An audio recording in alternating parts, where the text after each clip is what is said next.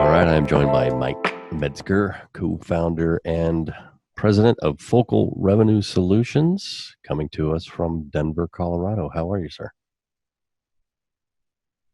I'm doing well, Jason. How are you? I'm okay, all things considered. Let's jump in. How has the pandemic changed revenue management? That's a big question.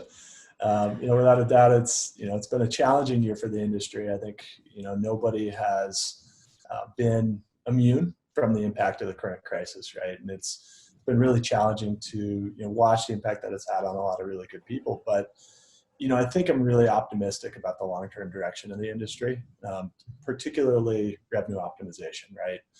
And I think that in a crisis like this, it becomes a lot easier to really identify whether the actions you're taking have had an impact and really allowed you to generate business, rather than I think oftentimes it's happened in the past, conflating industry tailwinds for success, right? And so I think right now what we're seeing with our current customers, as well as those that we speak to on a consistent basis, is that they're really using this as an opportunity to rethink the way that they've done business for the last 10 or 15 years and become a lot more strategic moving forward. Yeah, I've heard the words like deautomate and rehumanize revenue management. Do you see some of that going on? I think rehumanizing revenue management, absolutely. I think deautomating is a mistake, right? Hmm. I think that there are some opportunities when you look at the revenue management systems to adapt the way that we manage some of those systems, but I would hate for us as an industry to take a step back and get back into an entirely manual environment. I think the biggest way in which I've seen revenue optimization change really in, let's call it, the last 6 to 8 months, is that there's more of a push to integrating all the commercial disciplines, right? So when we talk about sales, marketing, revenue optimization, I think we've talked about bringing together those disciplines a lot over the past 5 to 10 years. Some might say ad nauseum, right?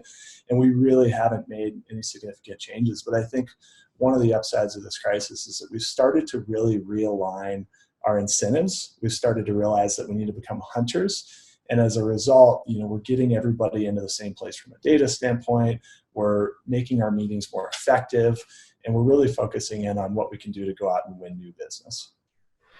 Yeah, I hear a lot of that, and it's going to be interesting to see how that develops. What about the data that revenue managers are trying to use to forecast? What are your thoughts there? It's it's a challenging time to be in the forecasting business, right?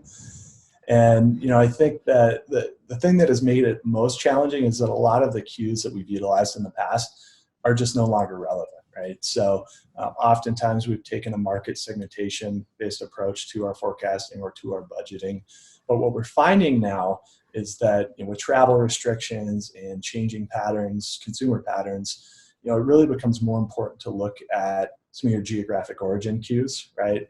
And then alongside of that, really start to take a look at your new versus net versus canceled bookings, and really start to identify, where your cancellation lead times fall, as well as where your booking lead times fall, and really track back to prior months in order to identify what this month may look like, right? So it's no longer about, let's go take a look at October of 2019 to see how we did. Now we really need to take a look at last month and see if we think we're going to have some additional upside from there. And so I think, from a forecasting perspective, from a budgeting perspective, what I would really recommend hoteliers do is focus on, how do you come up with the simplest process possible to where you can really get to a quick and accurate, semi-accurate conclusion from a forecasting and budgeting perspective, but more importantly, adapt that as travel restrictions might change, right?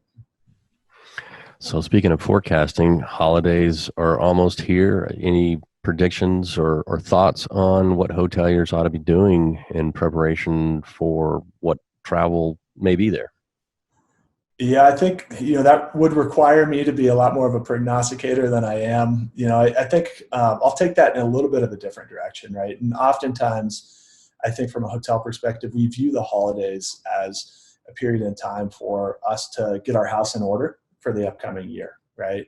And so I think as we look at the holidays, and for some hotels that are going to see that slowdown period, we should really be focusing in on how can we improve our processes and our practices in order to be more effective coming out of the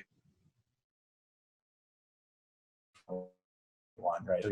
Rethinking the roles and the ways in which they engage with their teams. How do you automate manual tasks, right? So if we're still spending hours every day updating manual Excel spreadsheets, we're probably not going to be as adaptive as we could be. Then I would really encourage them to focus in on improving their revenue optimization meetings as well. And then as it relates to the business side and what I think is going to happen in this upcoming year over the holidays, I think it could go a number of different ways. I've personally spent a lot of time talking to my family about our travel plans for the holidays, right? And if our family is consistent with a lot of others out there, I think what you'll see is almost a bubble effect, right? Where people want to get together in a given market, be around their family and just their family, maybe not expose themselves to any additional travelers. So I think you'll see a lot of drive time, probably family bubbles as we go throughout the holiday periods. Right. With the time remaining, any parting advice for hoteliers as we continue to go through this?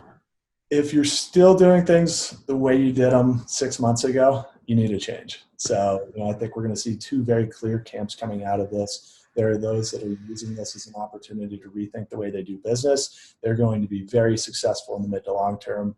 Those that are looking to return to the old way of doing things and ride the coattails of extreme demand from a travel perspective, I think they're going to be challenged for a long time. Yep. All right, sir. Well, thank you for joining me. Of course. Thanks, Jason. All right.